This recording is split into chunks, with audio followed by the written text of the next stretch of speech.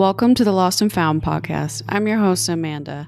Join me each week as I rediscover my life's meaning, my passions, and my place in this world after leaving behind the only dream I've ever known. If you're dealing with self-loss, identity changes, career transitions, or you're still trying to figure out your life's purpose, then you're not alone. Join me. Wanderers are always welcome.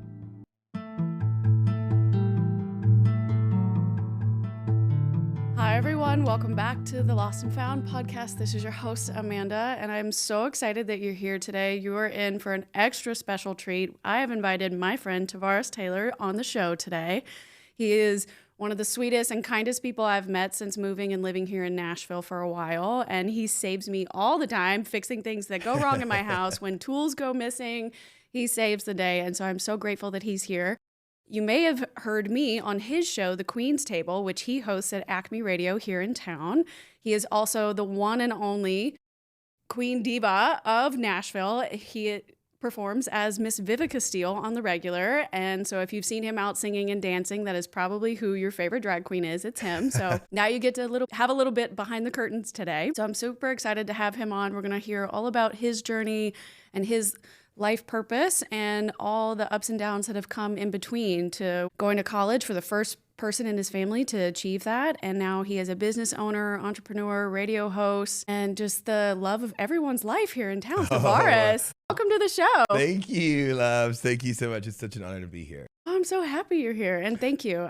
We've talked about this for so long, and you were the first show that I was ever invited to. Yeah. So as a podcaster, that felt super validating for me because I still wake up every day and I walk into this studio and I'm thinking, I'm an amateur, but it's just really sweet to know that my good friends who maybe had never even listened to an episode were like, yeah, sure, let's talk about it. Let's figure it out. Let's support each other. So I just was always so grateful. Well, I was very interested in your story, and we had a discussion, and I was just wooed by your background and your experience. And like I said, right now, especially in this particular moment in life, when we talk about allyship and advocacy and leadership, I think those are really, really imperative. So, pat yourself on the back, honey, because you hold it, so you had it, so, and you have it. So yeah. Well, you're the sweetest. Well, you've always described yourself as somebody different. You were standing out from the crowd even from a very young age, but you couldn't always understand why. Like, is it because I'm special? Is it because I'm weird? Like, what's making me so different? So I'm wondering if you could take us back to that original feeling as young Tavarus, and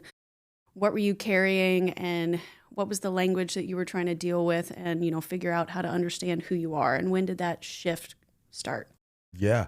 Wow. That's like a whole biography right there that you just asked for. But no, in a synopsis, young Tavarus, I feel like he was a very reserved kid. I suffered from ADHD a lot, and I was on Ritalin at the time. So, between navigating, the medications and navigating my identity, not only as who I was as a person, but also who I was when it related to family. I'm the only child between my biological mom and my biological dad, and they split at a young age and started their own family. So I was the only child between the two of them. And growing up, you kind of felt that isolation, you kind of felt that differentiation. It wasn't like I was abused, but you could just tell that there was something that was different there. And I think for the longest time, it really played a very pivotal point in my being, because I think that when you kind of grow up and you understand where you come from, you understand your history, you understand, your background, it gives you a more sense of your purpose. Yeah. And oddly enough, I didn't really understand that until a couple years ago. And that was because my aunt we're having a family reunion, and I always knew that there was something different, but I really didn't grasp as to what that difference was until a couple years ago when we were having our family reunion, and my aunt was doing the tree, the biological or the tree, what is it? The family tree? The family tree, the DNA or something like that. Or like the 23andMe. The 23andMe, yeah. And then I saw a line by my dad. Okay. And I was like, what is this about? What was it?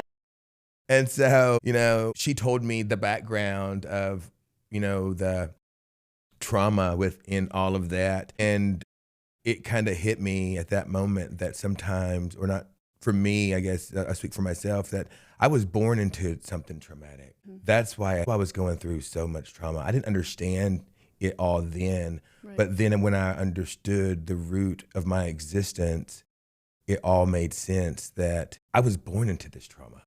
Yeah, you weren't causing it, because I know sometimes little kids, when they don't understand, like, why are my parents so angry, or why are they fighting, or why are they not together? Was it my fault? Did I do something? Like, they can't comprehend yet what adults are necessarily dealing with. And trust me, kids, if you shouldn't be listening to this show, but if you are listening to this show, don't grow up. Don't do it.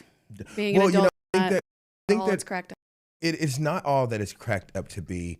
But I think the biggest part for me in being able to grow up is just having that acceptance factor. I think that you get to a place in business and in life where you accept things. Like, it wasn't like, this traumatic event in my life was prohibiting me from being able to become the man that I was destined to be. But it was also just that empty spot in my life that I couldn't put context with, I couldn't put an identity with. And that was missing, and that was really hurtful. But then it was clear that the trauma that I was experiencing had nothing to do with me. It was generational trauma that was handed down to me. And I think oftentimes we get into situations where you have to realize that you had nothing to do with that. Yeah.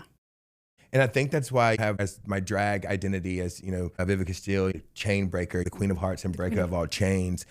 Chain breaking for me is being able to stop trauma in its pathways. And just because you were born into trauma doesn't mean that you have to continue to live a traumatic life. Doesn't mean that you have to continue to hand down or teach traumatic views. Looking back, I used to hear my aunts, my mom, and all them get together and talk and whatnot. And I understood that even in that particular time, they were growing up in a time that was hard for them, especially as young people of color here in the South. I can only imagine what they were experiencing when they were growing up. And so I think that sometimes you just have to, for me, the best place for me to get was to that acceptance aspect. And I think that going back to your question, what allowed me to kind of identify that difference, really, I didn't really connect with that until a couple of years ago. Yeah. And I think sometimes people, they think it's just supposed to automatically happen. You're just supposed to already know, all right, I leave at 18 and I know what's up, or I know who I am. And the truth is, so many times over, you're going to reiterate like who you are, or things are going to come in the way, or your path is going to veer off in another direction, and you let go of what no longer serves you. So it sounds like you got vindicated in a way. You always knew something was off, but like you didn't let that off feeling prevent you from being successful on your own, from finding your own life, from finding your own way, from becoming who you wanted to become with Vivica. Too. Like when people say that, some of the strongest, you don't know what people are going through. Yeah. That some of the times that people can have a smile on their face and you don't know what they're going through. That is so true. But also in the process, I'm a full-blown Gemini. Like I don't let what I'm going through prohibit me from going where I'm headed. That's been a saving grace. And I think that that's also, when I look back over my life now, I think the difference was also my saving grace. Yeah, what made you special? Yeah. So I'm really happy about that. Well, let's tap into that a little bit, because there have been plenty of times where people have told you who you are, or who they think you are, and it could have impacted your identity or impacted the way you felt about yourself, or you could have believed them, and like, what is it, the self-fulfilling prophecy there? So you did an interview with a couple years ago with some Nashville magazines, and one of them, they brought up how you were trying to figure out where you were going to go after high school, and your counselor told you, well, you're not college material. So I'd love to tap into a little bit about how did that moment shape how you see yourself, to have somebody else in a position of authority tell you who you are? Yeah. I think that was, not only was it like with high school, I think when I was in high school, I think I was really trying to find myself, find my identity. Didn't really know if I was into girls, if I was into guys. It wasn't like we had like a gay culture that was around that I kind of understood or could relate to.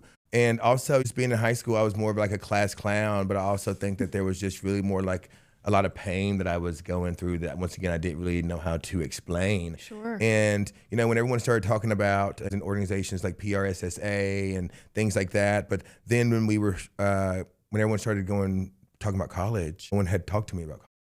Yeah. Like my guidance counselor, she hadn't really worked with me on positioning or planning to go to college. And then I went in and I spoke with her and I was asking her about college, and she laughed basically and basically told me that I was not college material. And I remember leaving that office that day thinking in that moment that I'll be damned if I'm going to stay here for the rest of me. That's not going to happen. So I negotiated with myself and I went to Montville State Community College, which was, Tullahoma, like Lynchburg, but it was still, I could stay at home, and it just didn't work out the way as planned. So eventually I got out of there and I got to MTSU. And when I enlisted into MTSU, it was like a whole new world for me. Like it was like country, church going kid. I was vice president of the Baptist Student Union when 9/11 hit.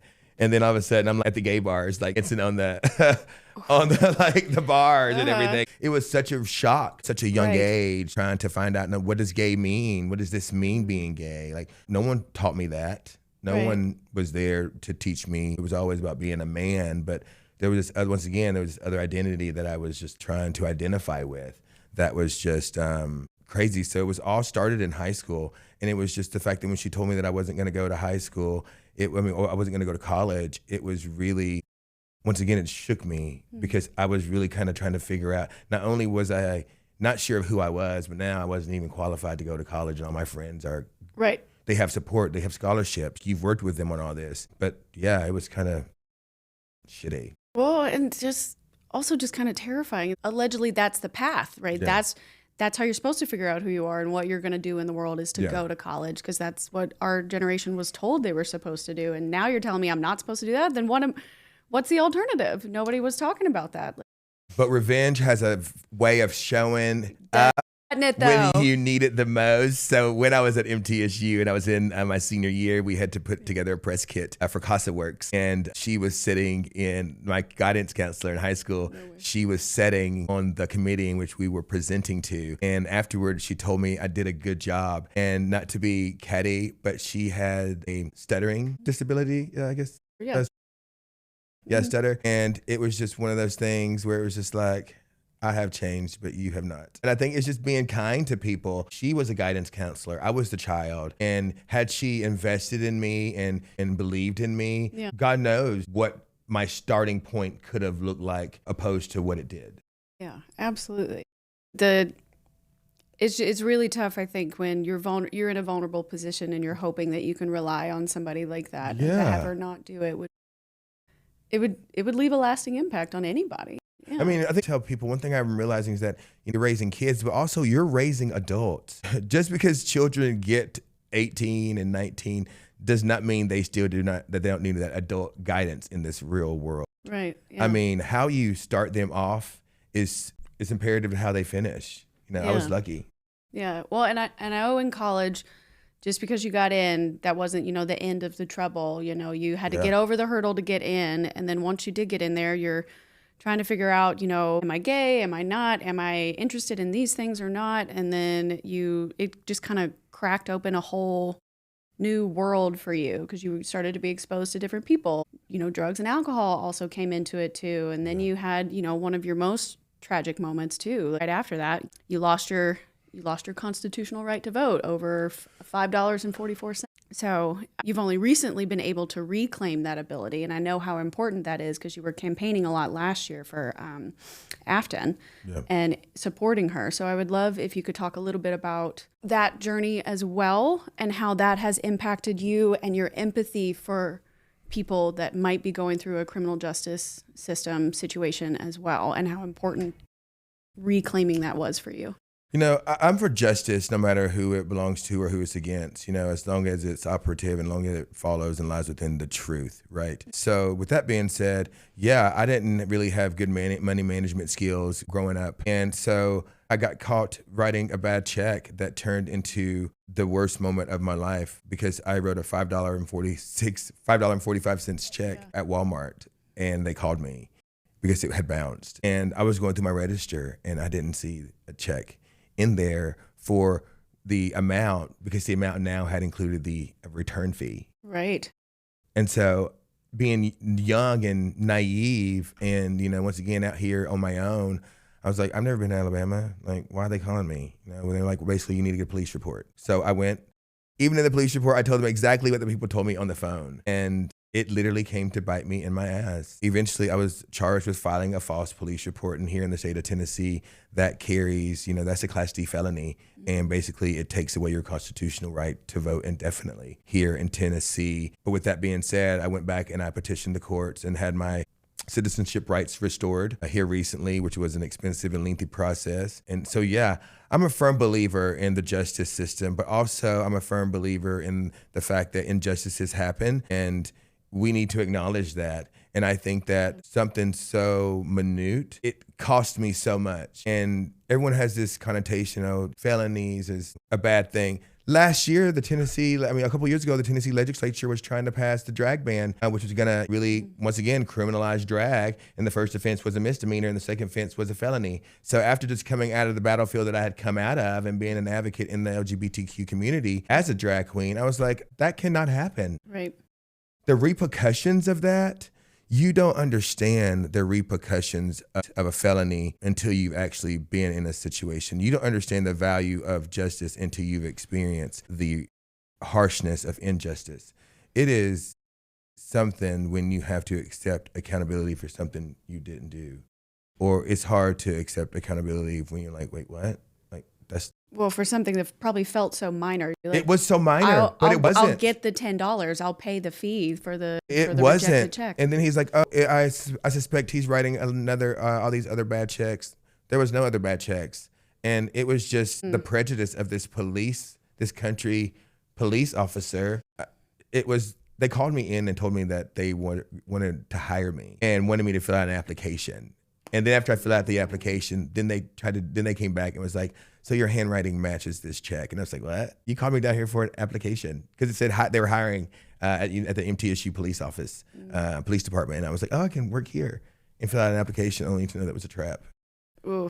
So yeah, it's been one of those things where you're like, wait, what? And so, but also I didn't let that prohibit me. I've done my probation. That's been behind me. I've grown up. And one thing I've come to realize is, everybody has done something that if they were caught would be considered a felony.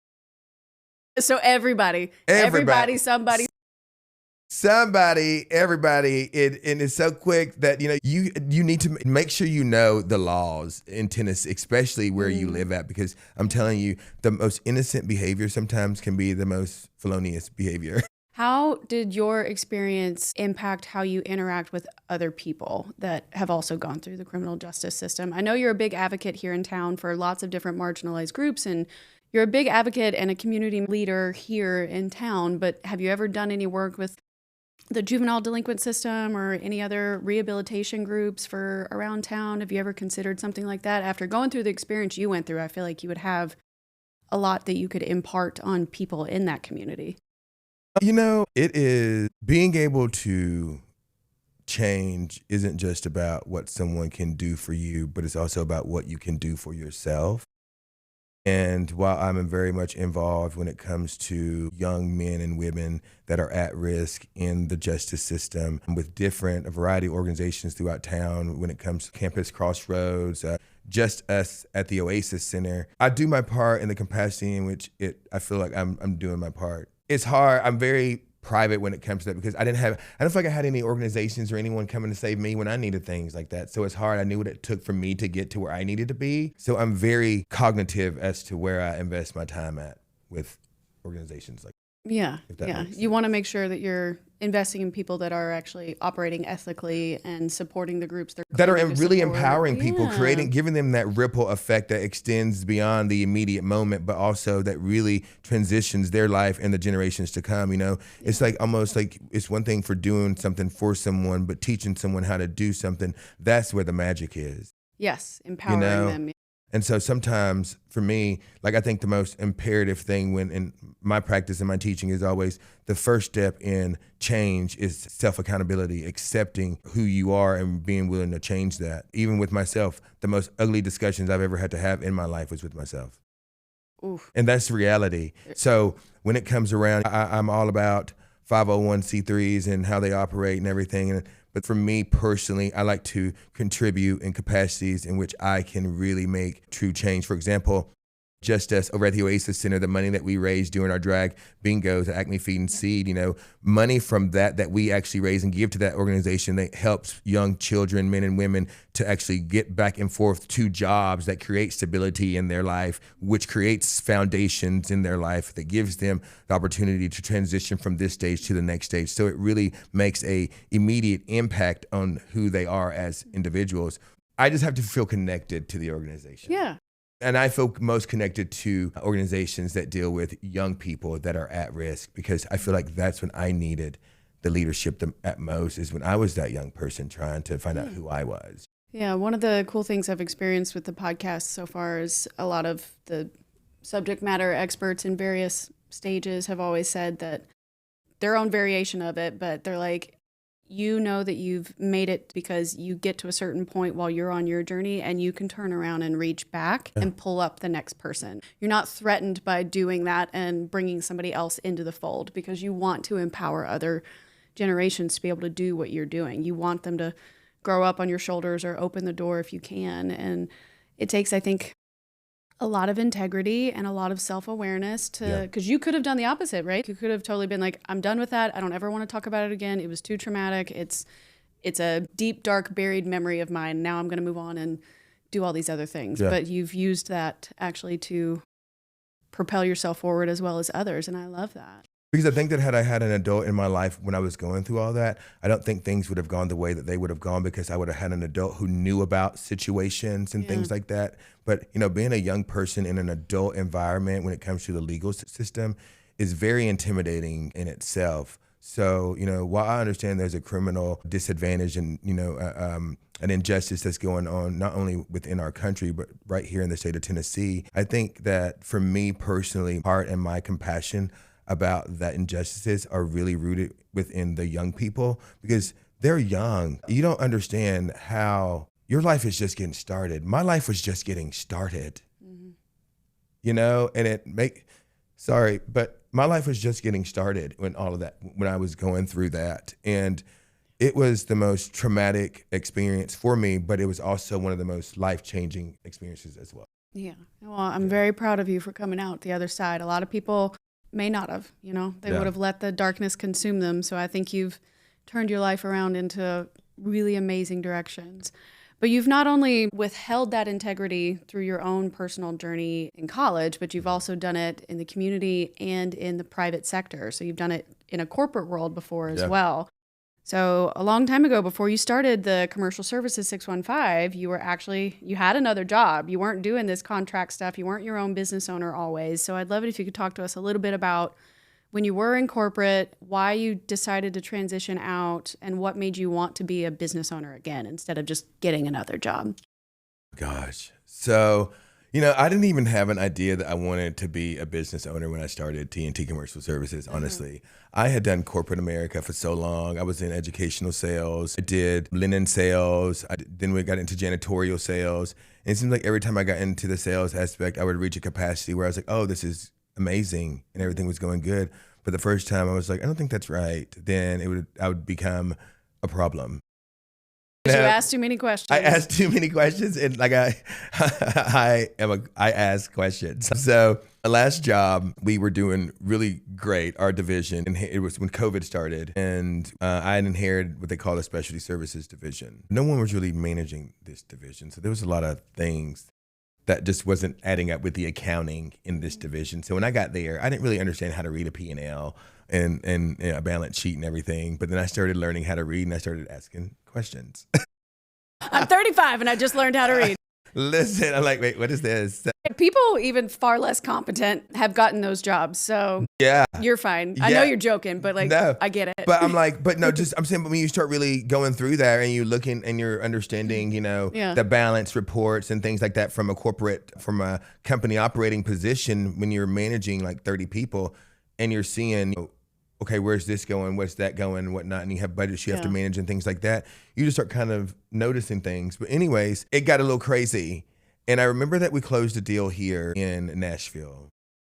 And the budget that they had set for that was an $80,000 budget. And we basically had to utilize our support staff to get it done. And we got a quote that we could do it for $25,000. The margins were still nice. Profitability was still amazing. But I got word that I needed to go back to a family-owned individual and talk them down to $15,000. Ooh. I was like, what? Really? Yeah, we already have 80. Just pay them the 25. But that's not what we wanted to do. And so that was like sign number one, like, wait, what? After I had found this account and found this service partner and whatnot. And so then right before the holidays, I was getting ready for a presentation to do a business presentation for the other managers. And my director walked in to my office and I was like, what are you doing here? Like I was waiting to log in and him be the other end of the computer. And they were shutting down the specialty services division basically, which meant that I was losing my position. Yikes. And my operations manager, he lost his position. And I think that in that moment, once again, it shook me a little bit. And I think every time I get shook by life, I tend to adjust. And I think that was one of those moments where I was kind of shook because my operations guy was like 62 years old. And what was he going to do? And I was like, I don't want to be in that situation. If you get older in a company and then all of a sudden they don't need you anymore, what does that look like? So we were at dinner one night with my father-in-law and he said, I was probably sitting there in my head, like my mind's always going, and he could probably tell. And he said, son, let me tell you something. You'll never get wealthy working for somebody else. Yep. And then the next week I came back and I said, I'm going to start my own janitorial company. My mother-in-law was like, what? Why? Yeah. It's like, wait, what? Why that? Is that what you got out of that discussion? Yeah, out of all those things, you want that. You should polish your resume. And so we had made some partnerships here in our community, and some of our partners gave us a chance, and here we are going into our 4th year of business of operations. And you run it with your husband now, husband, yeah. Yep. At the time, he was your fiance. He was my fiance at the time. So what did he say when you came home and you're like, honey, I lost my job? Well, he picked me up because I had a company car, and I drove. He took the car. It was horrible. I had a Tavarus. company car, and literally, I felt so small because like I was. And then you realize how small you are when you're leaving a company and they put everything that you own kind of in a box and they ask for the keys and everything. You're like, okay. And so I had to wait out back with my box until he picked me up, and we were headed to New York. Because, I mean, I had a good paying job. Right. And we were headed to New York for the holidays. And he was like, does this mean we can go to New York? I was like, no, we're still going to go to New York. And we went to New York, and I knew that happened November the 15th. January the 15th is when they were doing the drag band, and I was on the stage at the Ryman, Ashley McBride's Lindyville tour, and I was a month to the date I was let go. I ended up on the stage at the Ryman doing 2 shows with Ashley McBride and her Lindyville tour and Brothers Osborne, and I knew then that once again life was throwing me something special. Yeah, it was putting you in the places you needed to be at and taking you away from where they weren't going to serve you, or they weren't going to uplift you in the way that you obviously could have been. Yeah. And it's funny that you said, earlier with my life and stuff in college, how I could have easily, everybody has done things or been through things in their life they don't want to talk about, they don't want to, but I think when the drag band came out, that really scared me because I had put all that behind me. And then when you're like, okay, now you're in your 40s and you're a drag queen, and they're talking about you can become like what? Right. Like that. Now I'm illegal all over again. That scared me. Yeah, that like really if I walk scared down me. the street and somebody recognizes me, they could just arrest me because they know I participated in something the other week or whatever. That part. Yeah. Yeah, that you could just get picked up. I'm not going to sit here and pretend that I don't have white privilege because, but it's haunting to me to see all the news stories and things that are happening all across the country, that this is what's happening to people, and just good, hardworking people that are here trying to live their life and not bother anyone. So it's absolutely terrifying, and I can understand why you felt that way. Well, and that's one thing when we talk about the politics, when we talk about the visibility and what we see in the media and everything nowadays, in my opinion, the only difference is that media is highlighting it nowadays. Being a man of color and a gay man here in the South, things like this have been happening. Generations, sit-ins. My grandmother would participate in sit-ins when they were being spit on and having things poured on them when they were here in Nashville. So it's unfortunate, but I think that, with everything being highlighted, you can only hope that people start to grow in their passion and their empathy. Because at the end of the day, we all have the same goal in life, and the same end in life, and that's to live and to die. That's it. I don't care what color you are. I don't care what your sexual preference is. I don't care how much money you have in the bank. I don't care how many kids you have. I don't care how many kids you don't have. I don't care how many dogs or cats you have. At the end of the day, you're going to live and you're going to die. Right. So what are you going to do with it? Yeah. That's it. Yeah. And I think that as I have grown, you know, like I've tried therapy. I have a therapist now, thank God. But over the process, I had therapy. Once again, with my jobs, when you lose your job, you lose your health benefits, which means you are talking to your therapist, and then you no longer have a therapist, and you're stuck in this turmoil that you've opened up. So you have to kind of navigate that alone. And I've had to do a lot of navigation and a lot of sitting with myself and a lot of having some hard discussions with myself. And that's why in this whole world, I'm for everybody. I don't compete with anybody. The only person I compete with is myself. Right. That's it. Yeah, the old version of me versus the new version of me. That's it. Yeah. That's it. Well, how do you blend your identity with Vivica? How did that identity start to come about and your stage journey? And then what does it mean to you now? Because I'm sure the younger version of Tavarus felt a specific way about Vivica, but how do you today feel about her? And what does she mean to you?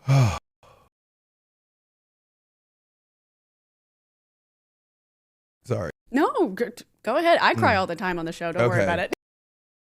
I never have moments like this, but no. I think she saved my life in so many ways, you know, like I think Vivica, she is strong. She embodies resilience. She embodies stability. She embodies grace, and she is strong and beautiful in everything that she does. And I think that with that over the years, Vivica has been kind of like an escape for Tavarus. Just being able to say, okay, nothing that Tavarus has going on today matters. The only thing that matters, like when I have a bingo show, it could be the worst week ever, but let me tell you, when that wig goes on, the only thing I'm focused on is not falling in my heels and doing my number and making sure that I don't say anything crazy on the microphone. It was an escape. And I think she is everything that, she is the innocence that Tavarus never got to. Yeah, because you were so busy living in chaos. Yeah. I was so busy surviving. Yeah. Where Vivica gets to live. She gets to thrive. But I also think in the process of, you know, through Vivica, I think she has really polished Tavarus. That has really allowed me to step out and know who I am. Because at the end of the day, I'm the one in that wig. I'm the one in that, you know, that character. But it's a beautiful thing to see the transition aspect of it. I just love drag. Yeah. I'm good at it. You're phenomenal at it. I love heels. Yeah. Like, I don't want to be a woman. I love women. I love my trans brothers and sisters. But I just love my drag persona because I feel like Vivica Steele really embodies everything that Tavarus has always wanted in life. But the grace on that flip side is that through Vivica Steele, Tavarus is getting everything he wanted in life. I think that's beautiful and a really special relationship that's, you know, everybody gets to see you perform, but it's an intimate relationship that you get to have with yourself. That you're right, it gets kind of meta because you're going layer by layer, but it's something nobody else will truly understand except the two of you, right? Yeah. And I love a good Whitney song, honey. I tell you, she brings me to life every time.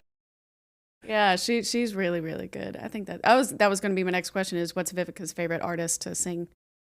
I love a Patti LaBelle. I love a Whitney Houston. Love Overboard is one of my go-to songs. I just love a good soul. Anything soulful. Anything with a little seasoning. Yeah. Well, you got to sing with her recently, didn't you? Your husband posted the video of you going on stage. Girl, I had no idea what was happening. Tell us. Oh my God. Tell us this special moment. So we were down in Nashville when she came to Nashville, and we went with some friends of ours, and we were literally just sitting there, and the guy just comes out and starts like telling us to come here, and I thought maybe we were like in someone's seats or whatnot, and I had no idea what was happening. And next thing you know, we were on stage with Patti LaBelle singing Lady Marmalade, and I was like, shooketh. Yeah, did you die?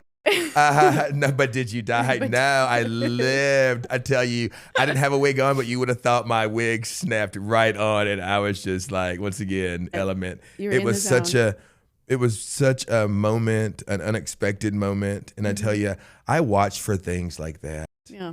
I think regardless of where I've been in my life, I have always watched for these little things that happen or that happened in a weird way and to give me confirmation that this is it. This is the moment. Yeah. Yeah.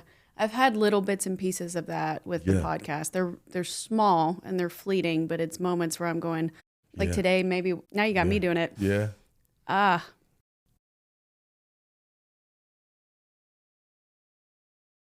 Amanda in 2022 was having such a hard time.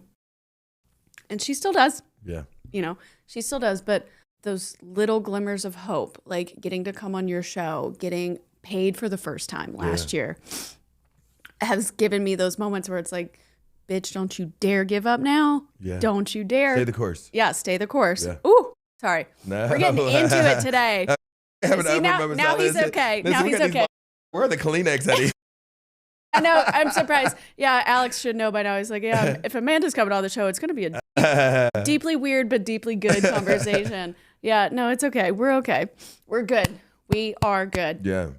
Well, tell me a bit more. We mentioned it a little bit in your intro, but you also are on the radio. You also have a show. I came on your show. So how did Vivica and you start doing the Queen's Table?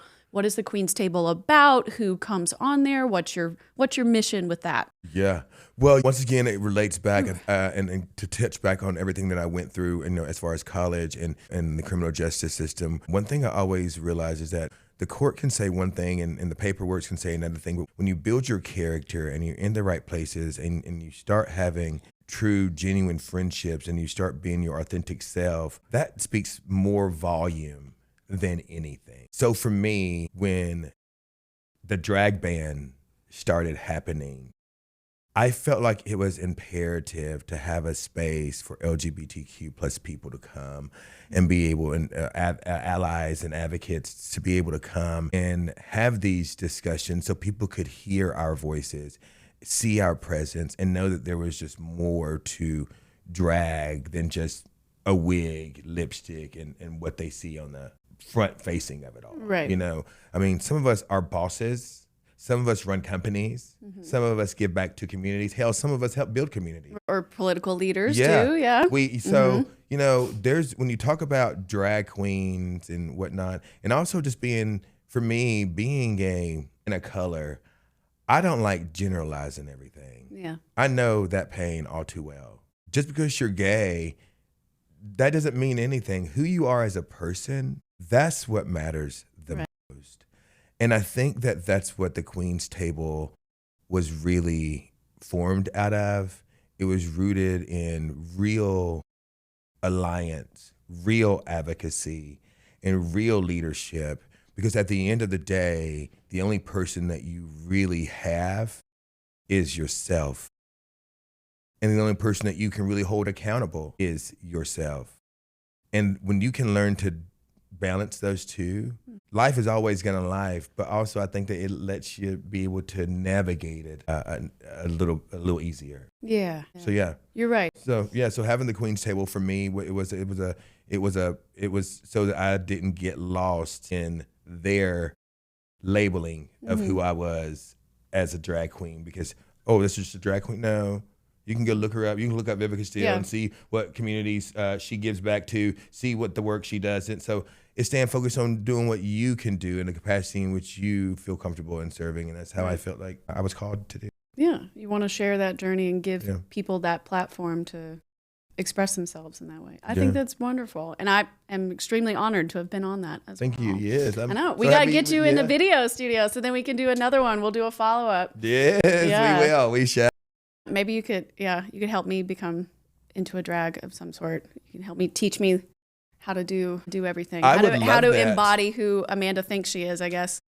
You know what? Amanda. You started. Let me. Don't get it wrong, honey. What? Vivica had to grow into who she is today. I'm sure. Okay, I had to go back and delete some of my Facebook pictures. Oh no! I was like, oh my god. Yeah. Like, so it's trial and error, but I'm very happy with the woman she's become today. Well, for any listener that might be curious about the drag world, I know you don't have a drag daughter at this time, but should there be someone listening that's interested in following in Vivica's footsteps, what advice does Tavarus have for that person, and what advice does Vivica have for that person that's listening? Oh my goodness. My advice that Tavarus would have for that person is become your own diamond and, stay in your own lane. The advice that Vivica would give to a young drag king or queen is only compete with yourself. At the end of the day, it's for fun. It's a persona, and it's supposed to enjoy it. Get lost in the escape of the art. Let that be your safe space. And at the end of the day, everybody's life is drag. We all put on a costume in one shape, form, or fashion. So Vivica would say, drag it out, honey. Drag it out. Drag it all Drag it all the way out. I love that. Yeah. That's sweet. You did iterate a little bit throughout the show that like you've trained yourself somewhat to rely on yourself. You became very independent, self-starter, self-motivator because you had to since childhood. I know that your relationship with your husband is one of the like #couple goals situations. Like It's one of the favorites on the Alamo crew. Like y'all are a cornerstone of our group of friends. He may not want you to talk too much, but if you could talk a little bit about why that particular relationship became important to you and stood out to you, where you thought, you know what, that's the man for me. That's who I want to invest in. That's who I see my life with. Because I know sometimes people out here that are still trying to date or still trying to figure out, like, I was told I was supposed to be married by now and I can't find anyone, or I can't get these things to work. What made you decide I don't need to be super independent? I can actually rely on him. I can be with him. I can build a life with this person. Yeah. My husband showed up for me when I needed him most. My husband showed up for me when I didn't have a pot to piss in. And everything that we have, we built together. And he's always been very supportive, and he's always had my back. And he makes me become a better man every day. And I think that is the process, and that's the thing about relationships is that, relationships, they have their good, their bad, and their ugly. And I think that at the end of the day, you want someone that is rooted in all that with you. And, they're not so quick to judge.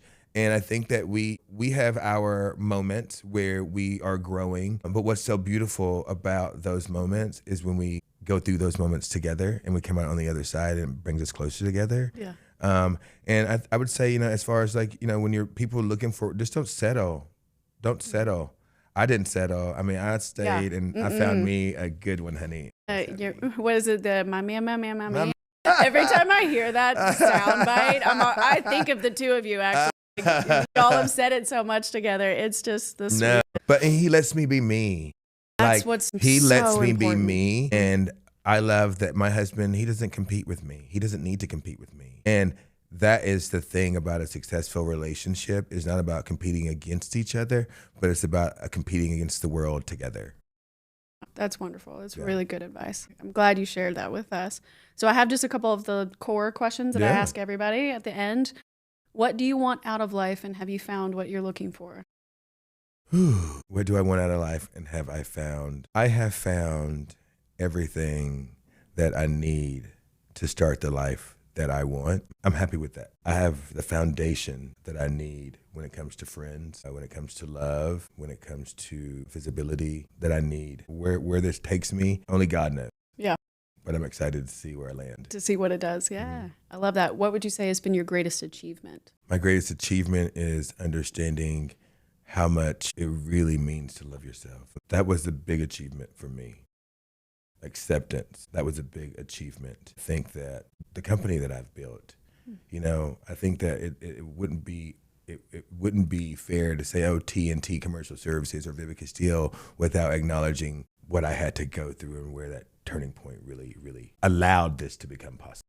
Yeah, the critical pivots that you accepted. Honestly, you leaned into those moments to create this life. Yeah. You have to. And I think sometimes one thing I've learned, there are people that are going to be in life that are going to help you, that'll guide you. But at the end of the day, no one is coming to save you. That's your choice. What are you going to do about that?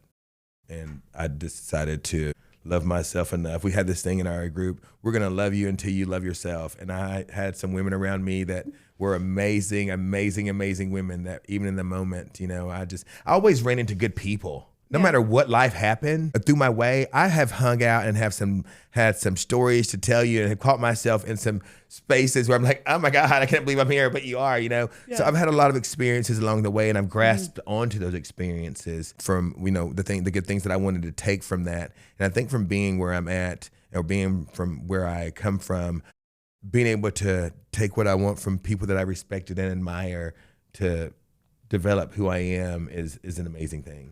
Absolutely. Community means everything. Yeah. And then, so the final advice for anybody that's listening right now who's feeling lost in their life and they know they need to make a change, but they don't really know where to start, what would you say to them? Start with yourself. There's no book. There's no podcast. There's no sermon.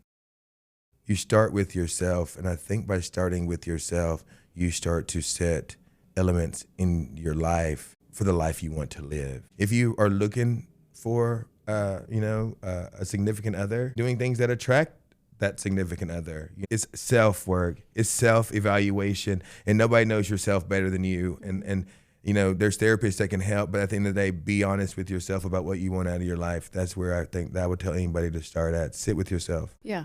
Sit with yourself in silence and see what that does. I'm telling you, that is some of my most transformative moments. Is just sitting with myself and thinking about where I've been and visualizing where I'm headed. Yeah, absolutely. You're manifesting it. You're bringing it forward from the future towards you. Yeah, I love that. Well, Tavarus, tell everybody how they can find you if they want to hire you and work with you guys, or if they want to listen to anything from Vivica, or they want to go see her. How do we interact with you? Well, I have a quarterly show every quarter at Acme Feed and Seed, and you can follow me at Vivica Steele 615.com or VivicaSteele.com on our internet. We also have Chainbreaker merchandise as well on the website. I gotta get me one of those. VivicaSteele.com. Yeah. Also, I believe it's Vivica Steele 615 on my Instagram. You can follow me there on my stories and whatnot. And we're gonna start having some springtime giveaways. So be sure that you follow me so you can know what we're gonna be giving away this spring. But yeah. I mean, and we have the Queen's Table. We have episodes on the Queen's Table 615 on Instagram as well. And I tell you, it is we're just moving in our own space. And I just feel that this world, this life has so much space to offer all of us that surely you can find joy. Yeah. I love that. And I will make sure to put everything that Tavarus just listed into the show notes and the description box of all the episodes. You can find us on YouTube, Spotify, and Apple. Anywhere you listen to your podcast, we're up there, The Lost and Found with Amanda Powers. And I'm also Podcast for the Lost on all social media channels. You can follow us on Substack as well. You can email me questions for the listener Q&A episodes, hello@podcastforthelost.com.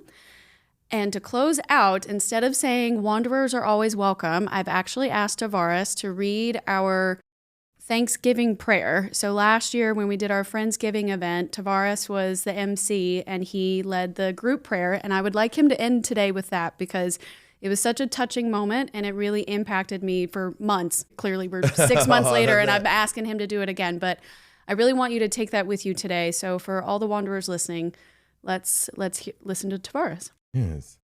Gracious and loving God, on this day of gratitude, we pause to breathe in the blessings that surround us. We thank you for this gift of life and the strength to endure, and for the grace that carries us through every season. We thank you. We thank you for family, both born and chosen, and for friends who lift us in our spirits, and for the love that reminds us that we're never alone. Bless the hands that prepared this meal and the hearts that gathered here today, and may the table be a place of peace, joy, and connection. And as we reflect on the journey behind us and the road that lies ahead, give us wisdom, compassion, and the courage to do what is right, to help us share in our abundance and to see the needs around us, and to act with kindness in all that we do. For every season and every lesson learned, every tear turned into strength, and every sunrise that offers a new beginning, we give you thanks. May gratitude guide our steps, and may the love and the friendship be the light that leads us forward. I love it. Thank you so much. Thank you for coming on my show. Thank you for being such a wonderful friend. And I'll catch you guys next week. Remember, wanderers are always welcome. Bye. Bye-bye.